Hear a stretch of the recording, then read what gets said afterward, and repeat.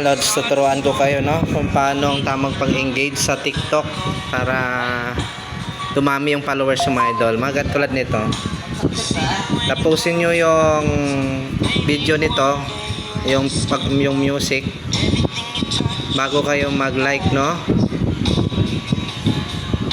Ayan, hintayin natin to matapos ang video ni ate. Tapos, i-engage natin siya mga Lods. Ganda ni ate Lods, Pera muna ng video mo ate. Yan, di ba natapos yung mga idol? Itong plus sign na red, press nyo lang. Yan. Tapos itong heart, Then dito sa comment, mag-comment kayo dyan kay ate. Sabihin mo, ang ganda ni ate. Okay, sorry. Ang ganda mo naman ate. Ang ganda mo naman ate. Yan.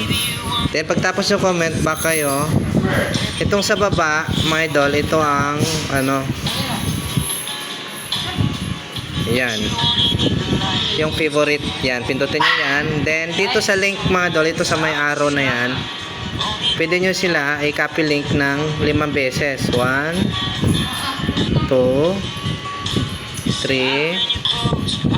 4 5. Then isa pa, i-repost nyo, Ayan, nakaka-repost. Ayan. Ayan lang mga idol ang pag-engage sa TikTok mga idol. Sana masundan yung mga idol yung ating ginawa ngayon. Alright.